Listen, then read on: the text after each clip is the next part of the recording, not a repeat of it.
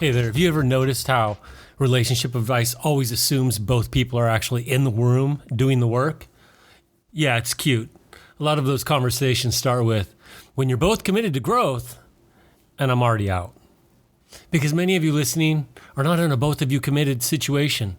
You're in a, one of you is listening, reading, journaling, going to therapy, and the other is what? Scrolling, shrugging, or doing that emotional version of half nod that says, yeah, I'll get to it, yet they never do.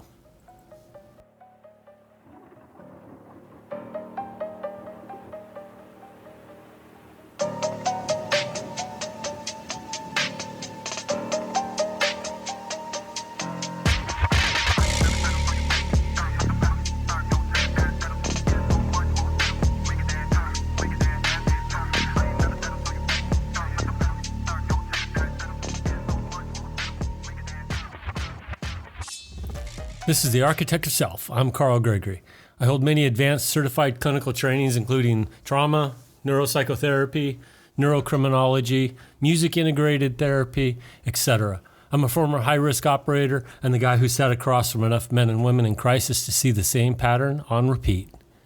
Before we go any further, if you're already on the edge, if you're white-knuckling it, or if you've thought about not being here at all, and I'm not talking about just quitting your job, this podcast isn't enough for you. You got to hit pause, call a therapist, text a friend, or reach out to the nationwide crisis line. Call or text 988 from anywhere in the U.S. You're not weak for needing help. You're just human. Welcome to the only podcast that refuses to coddle your excuses and overvalidate your feelings. You don't need another love yourself episode. You don't need another communicate better post. You need someone to call out the bullshit that's quietly strangling you. Today's topic: loving someone who don't show up. In the last episode, we talked about the performance trap. He's performing. She's starving. You're both pretending this is normal. We didn't just expose it. We also handed you the repair tools. A lot of you took those seriously and tried. Some of you sat down with your partner, hit play together, and got to work. Good. Some of you sent it and then got radio silence. Some of you listened alone in the car, felt every word, went home ready to do the work, and realized you are still the only one swinging a hammer in a relationship that's falling apart. If you haven't listened to the Performance Trap episode yet, now's a good time to go back and start there. It gives you the context for why this whole thing hurts as much as it does. Then come back here and do this work. And don't just consume this as content. Get the notebook, write the list, decide on your experiment window, have one clean, honest conversation, then let reality tell you the truth. This episode is for you, the one doing the work, the one reading the books, listening to podcasts, dragging your nervous system into the sessions, doing the journaling, trying to repair, trying to show up, and quietly asking yourself, what happens if I'm the only one who actually wants this to heal? Today is not another, here's 10 more tools for both of you to use. Today is, here's how you stop abandoning yourself while you wait for someone else to decide if they're even wanting to be in this relationship and show up. So if you're listening right now and your partner is in the other room, watching Netflix, doom scrolling, or just detached from you and has no idea you're hanging on by a thread, this episode's for you. Let's start by naming 3 different groups that walked away from the last episode. Let's start by naming the 3 groups that walked away from the last episode. Group 1, you both listened, maybe in the car, maybe laying in bed, maybe pretending to fold laundry. You both felt called out and you both laughed a little, winced a lot, and then you both tried. Awkward conversations happened, a couple of fights, some progress, small steps. You're not fixed, but you're both genuinely in it. That's group 1. You are not who this episode is mainly for, but you can still hang out. This will still help you avoid slipping back into old patterns. Group 2. You listened.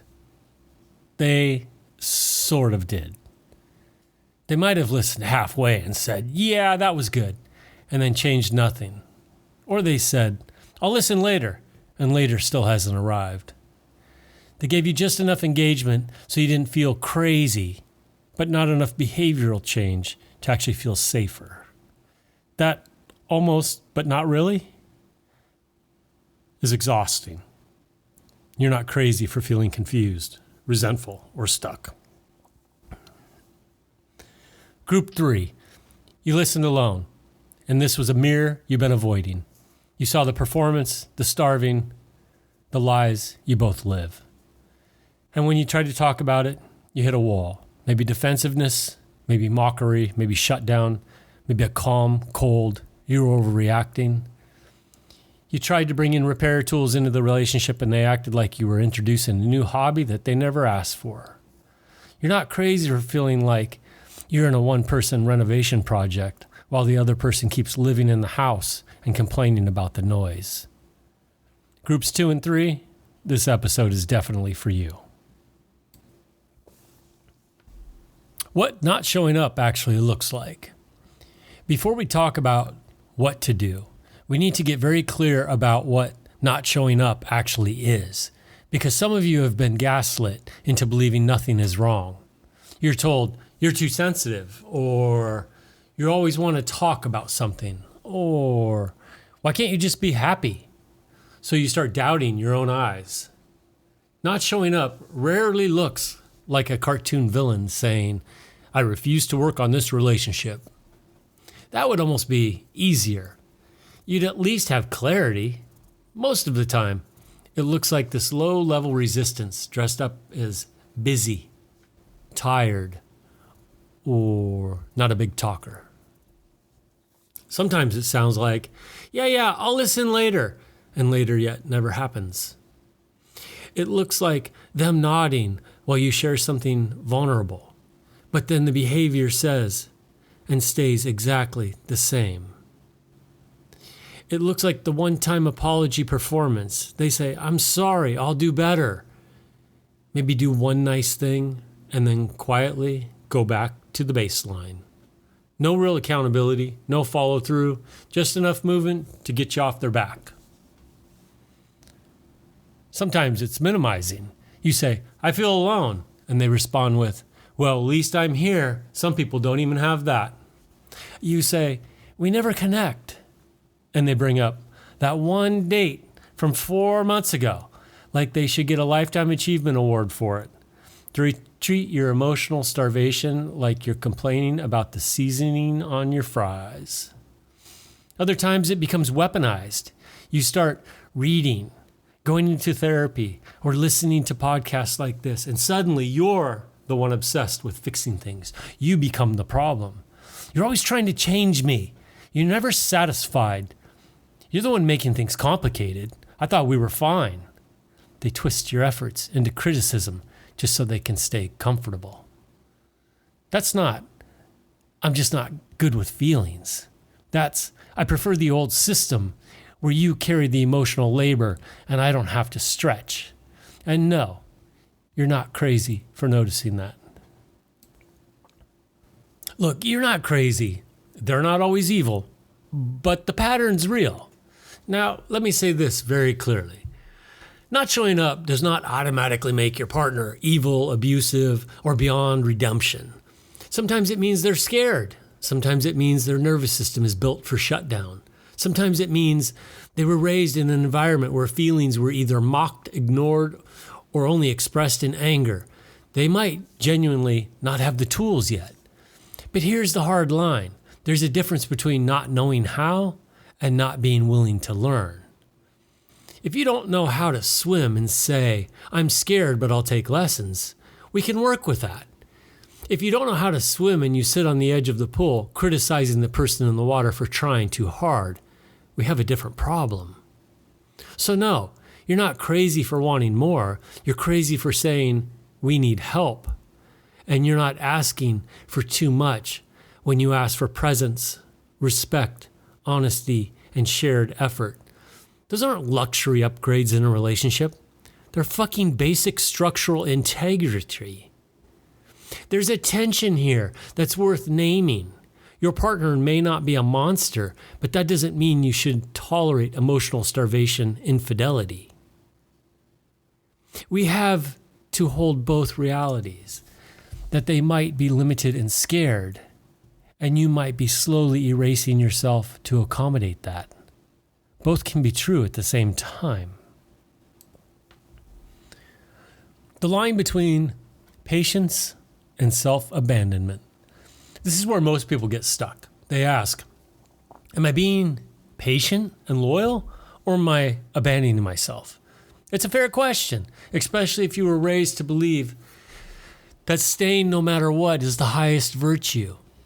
Some of you were taught that love means enduring anything, swallowing everything, never disrupting the peace, even if the peace is fake. So let's define some terms. Patience sounds like this.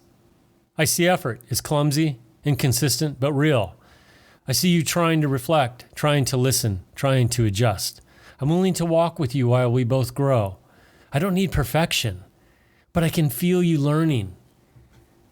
Patience holds space for humans to be messy while they learn new patterns. It allows for awkward conversations, missed cues, and slow progress. As long as the trajectory points in the direction that suggests we are trying. See, self-abandonment, on the other hand, sounds like this. I keep shrinking my needs, lowering my standards, and rewriting reality so I can keep you. You stop bringing things up because it's not worth the fight. You walk on eggshells because when you express pain, it gets flipped back on you. You start doing all the emotional work, tracking the relationship temperature, initiating every repair conversation, reading all of the books, while they get to stay comfortably underdeveloped. A good question to ask yourself is, am I waiting for growth or am I waiting for a miracle? Growth looks small, observable, behavioral change. A miracle is when you're secretly hoping one day they wake up a completely different person without any actual work in between. Another helpful question. If my child or best friend were in this exact relationship with this exact behavior from the other person, what would I tell them? Most of you would give much stronger advice to the people you love than you're giving yourself right now.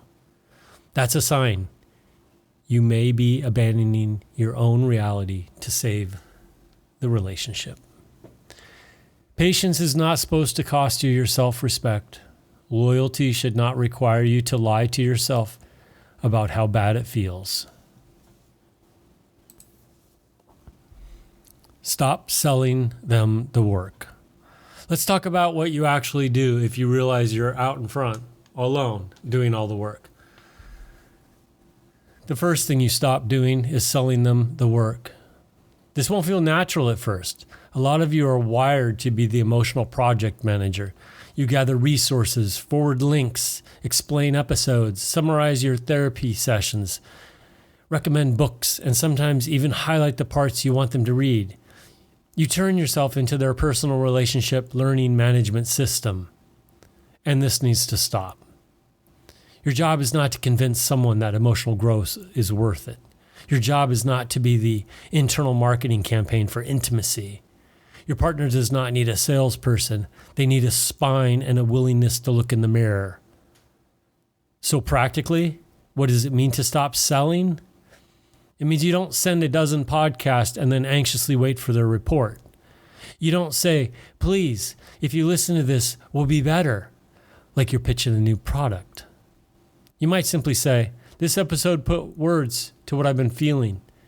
If you want to understand me better, it's there. Period. No begging, no chasing. The decision to engage has to come from them. It means when you come back from therapy, you don't rush to turn your session into a PowerPoint presentation for them. You don't go home and say, so my therapist said, and here's what you need to do. You let your own work change how you show up. And you let that speak louder than your lecture. Ultimately, it means recognizing that if you are dragging someone toward growth, you're not partners in repair.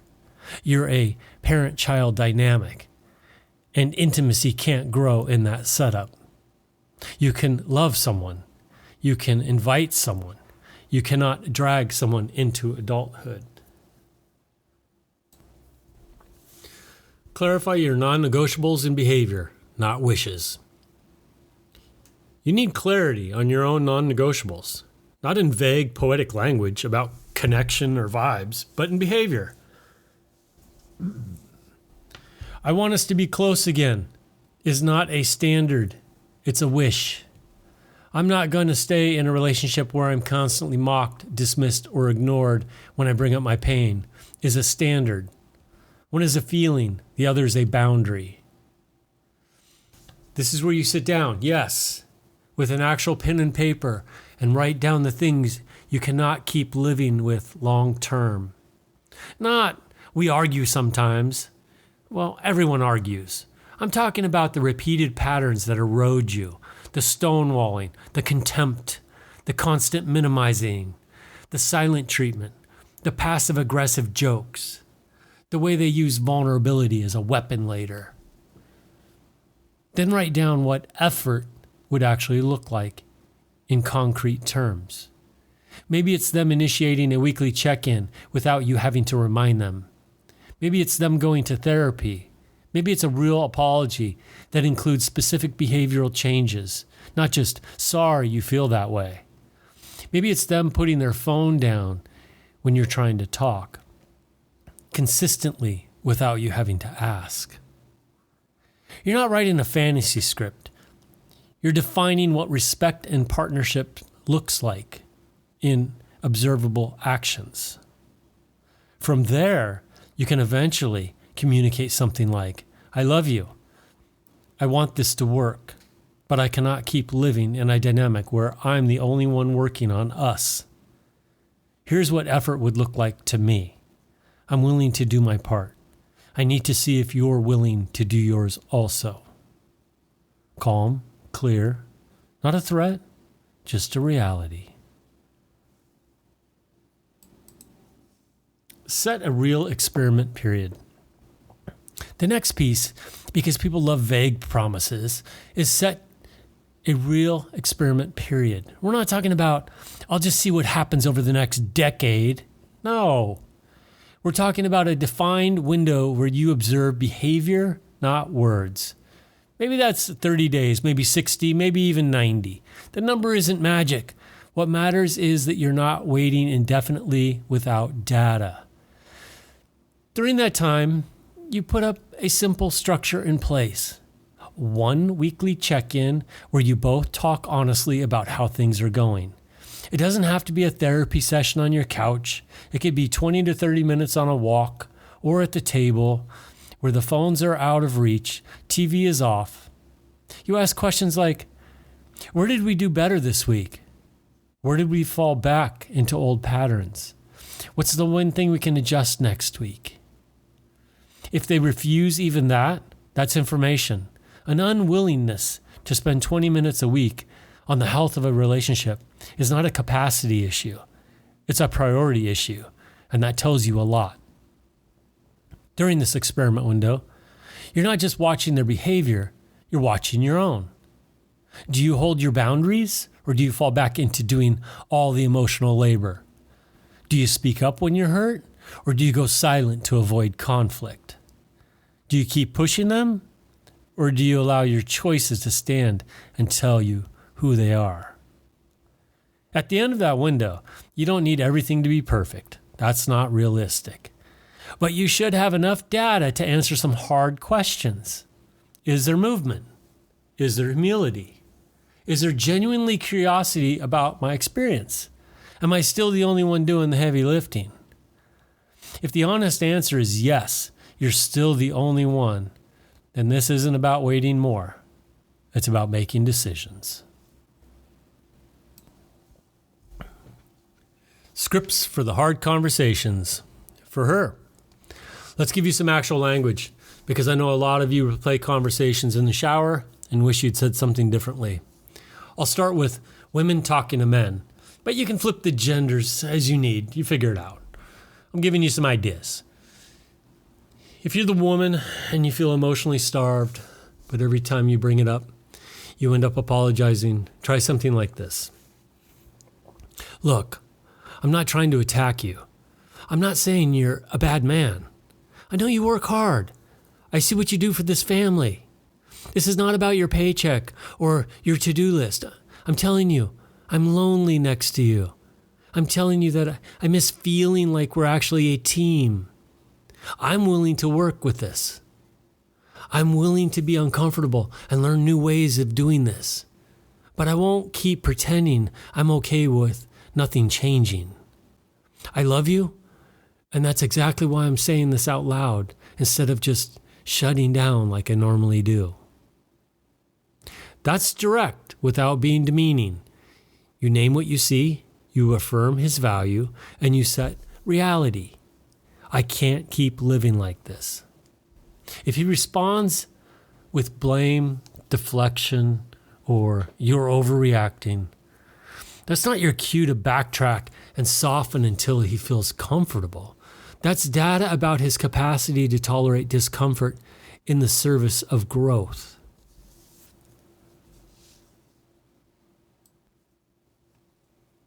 Another version, when you're just done mothering the performance. I appreciate what you do, but I'm not going to keep rewarding the performance while starving for connection.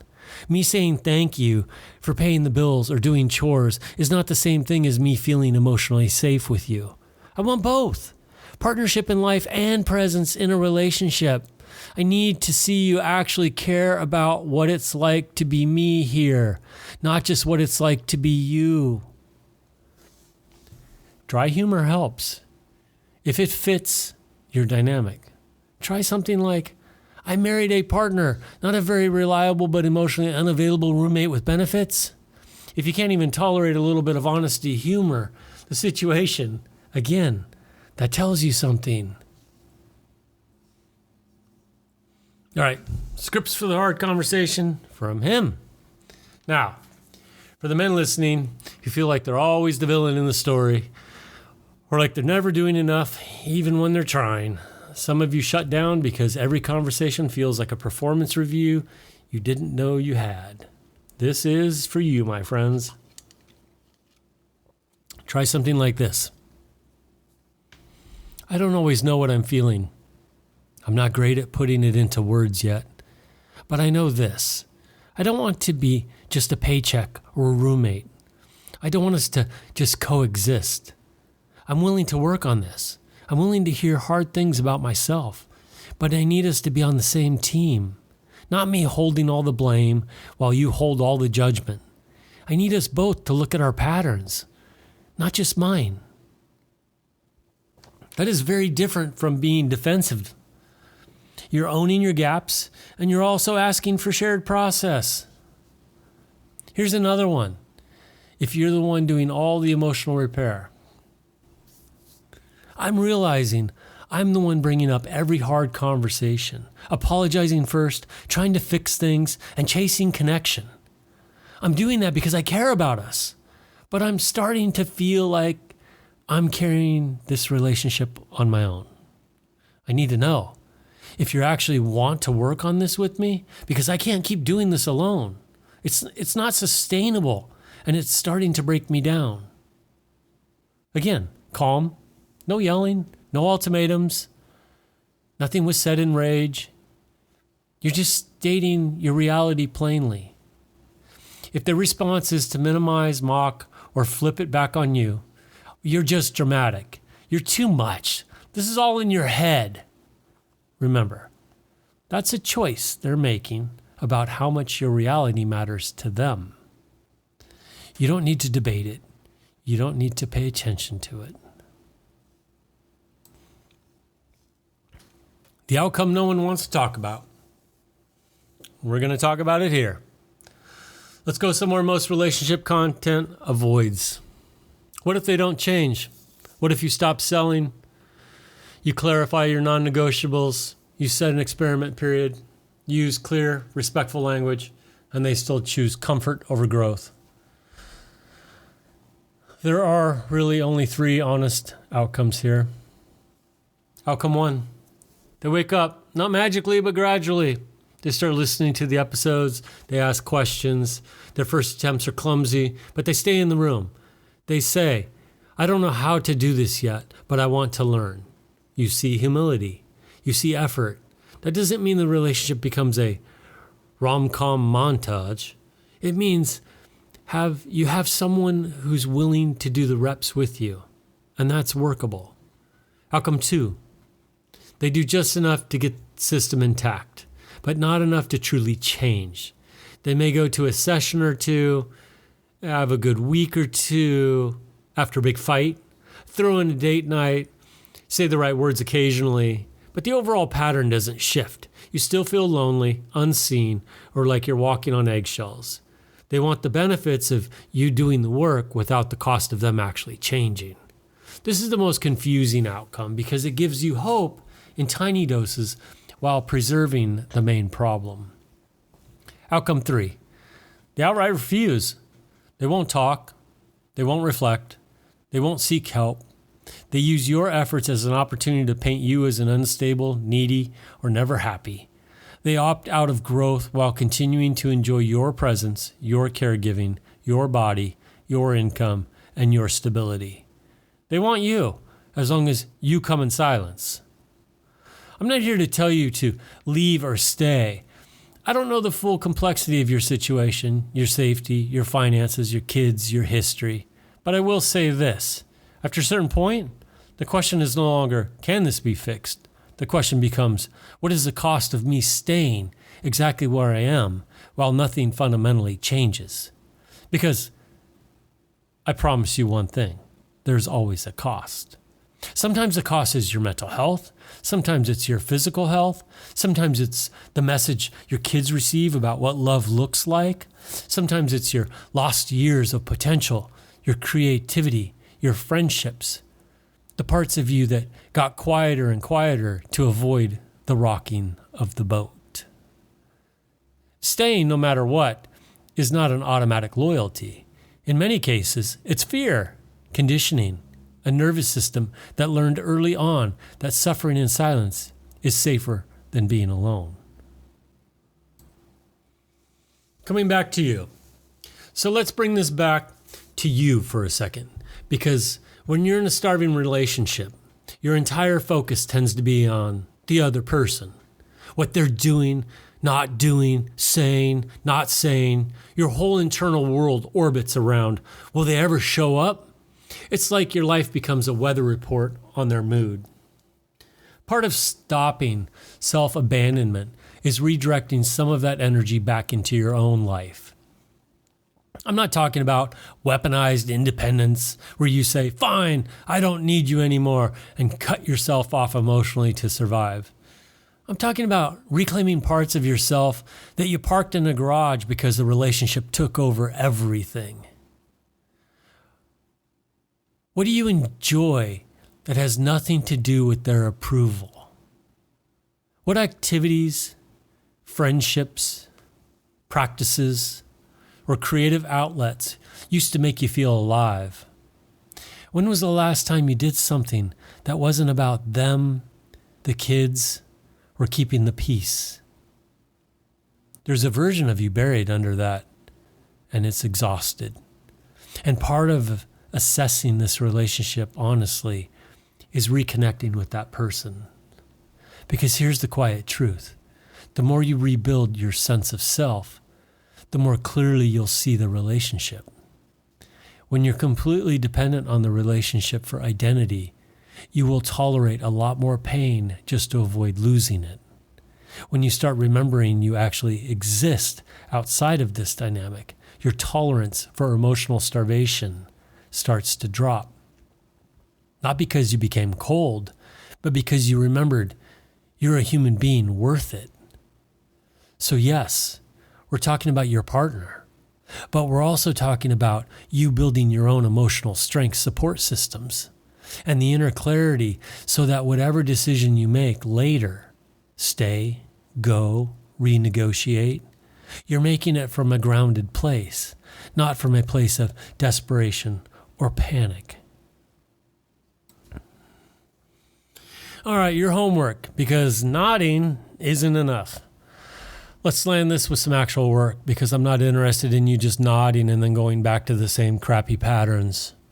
Here's what I want you to do after this episode. First, grab a notebook, not your phone, not the notes app you're never going to open up again, but an actual paper notebook. Make 3 columns: what I'm experiencing, what I've tried, what I'm avoiding. Under what I'm experiencing, write, in simple sentences, what it feels like to be you in this relationship right now. Not their motives, not your theories, just your experience. I feel alone next to them. I feel like I'm too much whenever I bring up my needs. I feel like I'm carrying the emotional weight. Be honest, no editing. Don't try to protect them. Under the what I've tried category, list the things you've already done. The conversations, the counseling, the attempts to soften your delivery, the tools from the last episode. Get it all out. This is to remind yourself you haven't been sitting around on your hands. Under what I'm avoiding, write down the conversations you're scared to have and the decisions you're scared to even think about. Maybe it's, I'm avoiding asking them directly if they even want to work on this. Maybe it's, I'm avoiding telling them how bad it actually is. Maybe it's, I'm avoiding considering what I'll do if they refuse to change. Those avoided truths are running your nervous system in the background. Second, if it's safe, I want you to choose one clean conversation to have. Not a fight, a conversation. It might sound like this. I listened to something that helped me put into words what I've been feeling. I don't want to argue. I just want to tell you where I'm at and what I need. Are you open to hearing about it? If they say yes, you speak calmly, clearly. If they say no, pay attention. Third, I want you to define your experiment window. Maybe it's 60 days. In that window, you will stop selling them work. You'll communicate clearly once or twice. You'll invite them into a simple weekly check-in, and then you'll watch what actually happens. Not what you hope, not what they promise, but actually what they do. At the end of that period, you revisit your notebook and you ask, am I still the only one doing the work? And you answer that honestly. Whatever the answer is, that's your next starting point. Last episode, I gave both of you tools to repair the damage that performance creates when he's acting and she's starving. This episode is for the person who picked up those tools and realized they're standing alone, holding a wrench nobody else wants to touch. You cannot build a healthy relationship with one set of hands. You cannot love hard enough for 2 people. You cannot carry both of your nervous systems and then apologize for being tired. You're allowed to want a partnership. You're allowed to expect effort. You're allowed to stop abandoning yourself while you wait for someone else to wake up. So let's end this podcast without padding it. If you're the only one doing the work, you're not in a relationship. You're in a holding pattern. And the longer you stay there, the more your nervous system learns that being ignored is normal and asking for more is dangerous. That's not love. That's conditioning. At the same point, you have to admit this. You're not waiting on them to show up. You're waiting on yourself to stop pretending that effort without trade-off is noble. Because here's the truth most people avoid. If someone consistently refuses to meet you where you are, they are making a choice. And every day you stay silent, you're making one too. Not choosing is still choosing. Staying patient when there is no movement is not strength. It's fear wearing good manners. So stop asking why they won't show up. Start asking, what's it costing you to keep hoping they will? And here's where we go next. Next episode, we're talking about the lie that keeps you stuck after you finally see the truth. But what if I'm the problem? We're going to break down guilt bonding, self-blame, and the psychological tricks that convince competent, self-aware adults to stay in relationships that are quietly dismantling them while calling it loyalty, empathy, or doing the work. If this episode cracks something open, the next one is going to force a decision. Same place, same voice, no comfort lies. Always going further. If you want, find one of my guided journals, Confrontations to pull your soul back from the depths you have been hiding in way too long. And if you don't see a journal that you think will help you, take the mask off, then look again. It's there. My journals take 3 minutes of your day, and that's it. But the hit you will get from them when you least expect it, when you think it hasn't done anything to help, will blow your mind. You're going to use it to track where you perform, where you disappear, where you lie to yourself, and where you sell your worth for approval. As always, if you want any of this material to read, head over to Substack, where it's all spelled out in letters and words. If you want to learn more about me, my journals, books, my theories, head over to carlhgregory.com. Remember, it's a you problem, and today's the day you finally start to fix it. Drop a comment below or DM me on Insta about what hit hardest. Share this episode with someone who you think could get something from it. Your sister, brother, friend, partner. And be sure to like and subscribe to get alerted of the next episode drop so you can get even more pissed off next time. Hey, thanks for hanging out. Stay in the fight.